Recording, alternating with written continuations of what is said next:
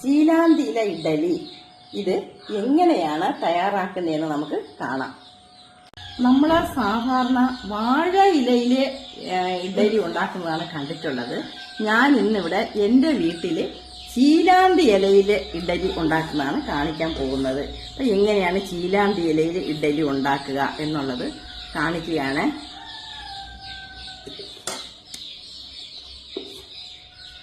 ചീലാന്തിയില ഇങ്ങനെ ഓരോന്ന് വിധം ആ ഇഡലി പാത്രത്തിൻ്റെ ആ കുഴിയിലോട്ട് ഇങ്ങനെ വെച്ചിട്ട് ഇതിലോട്ടിങ്ങനെ മാവ് നമ്മൾ കോരി ഒഴിക്കും. ഇതിനെ ഇഡലി പാത്രത്തിൽ വെച്ചിട്ടാണ് നമ്മൾ ചീലാന്തിയില ഇഡലി ഉണ്ടാക്കുക. ഇതിന് പ്രത്യേക ഒരു മണവും പ്രത്യേക ഒരു സ്വാദും ഒക്കെ ഉണ്ട്. ഇത് ഇങ്ങനെ കോരി നിറച്ചിട്ട് ഞാനിങ്ങനെ ആ പാത്രത്തോട്ട് വെക്കുകയാണേ.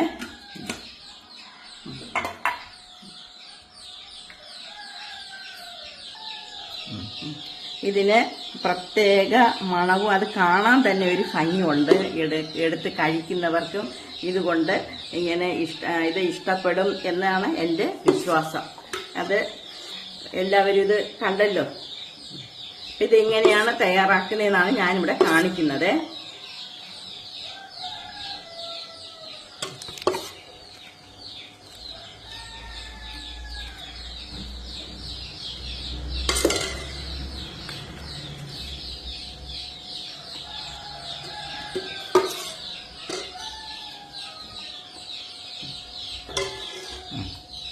ഇതിപ്പോ ഒരു 5-7 മിനിറ്റ് ആകുമ്പോഴത്തേക്ക് ഇത് ഇഡലി റെഡിയാവും. അന്നേരം ഇത് ഞാൻ കാണിക്കാം.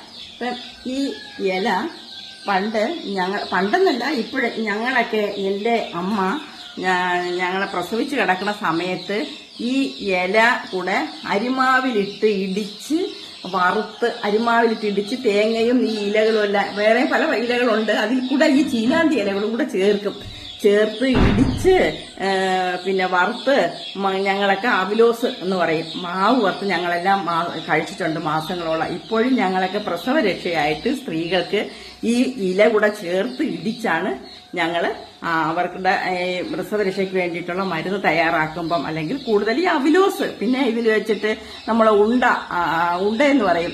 അരിമാവിൽ കൂടെ തന്നെ ഈ ഇലകളെല്ലാം കൂടെ ചേർത്തിട്ട് ഇടിച്ച് ചേർത്ത് നമ്മൾ ഉണ്ടയുണ്ടാക്കി കഴിക്കാറുണ്ട്. അപ്പൊ ഇത് മാവൊക്കെ ഈ അവിലോസ് വറുത്ത് വെച്ചിട്ട് നാളുകളോടെ ഇരിക്കും.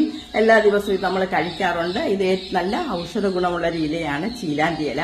അപ്പൊ അങ്ങനെ പറ്റാത്തവർക്ക് ഇങ്ങനെ ഈ ചീലാന്തി ഇലയിൽ തന്നെ ഈ രീതിയിൽ നമ്മുടെ ചീലാന്തി ഇല ഇഡലി ഇതാ ഇവിടെ റെഡിയായി. തുറക്കട്ടെ. നല്ല ഇതാ പൊങ്ങി ഇഡലി തന്നെ നല്ല വെടിച്ചിങ്ങനെ ഇരിക്കുന്നുണ്ട്. ഇതിങ്ങനെ ഇലയിലാണ് തൂക്കിയെടുക്കുന്നതിന് എളുപ്പമാണ്. കണ്ടോ, ഇലയിൽ ഇങ്ങനെ തൂക്കിയെടുത്താൽ മതി. ചീലാന്തിയില ഇഡലി. അപ്പം നിങ്ങളിതൊന്ന് പരീക്ഷിച്ച് നോക്കണം കേട്ടോ. ഇതിന് ഏറെ ഔഷധ ഗുണമുണ്ട്. കണ്ടോ, നമ്മുടെ ഇഡലി എല്ലാം ഇതാ കഴിക്കാൻ നല്ല പാകത്തിന്. അത് ഇലയുടെ അടിയിൽ തന്നെ ഒരു പച്ച നിറം കൂടെ വരുന്നുണ്ട്. ഇലയുടെ ഇതാണ് കണ്ടോ ഇഡലി. ഇലയുടെ ഒരു മണവും അതിന്റെ ഒരു നമ്മളിങ്ങനെ അടപ്പ് തുറക്കുമ്പോഴേ അതിന്റെ ഒരു മണം എടുക്കും. ഈ ഇലയുടെ ഒരു മണം നല്ല സ്വാദുള്ള ഇഡലിയാണ്. ഇത് ഒന്ന് പരീക്ഷിച്ച് നോക്കണേ എല്ലാവരും. ഈ വീഡിയോ ഇഷ്ടപ്പെട്ടെങ്കിൽ ലൈക്ക് ചെയ്യുക, സബ്സ്ക്രൈബ് ചെയ്യുക.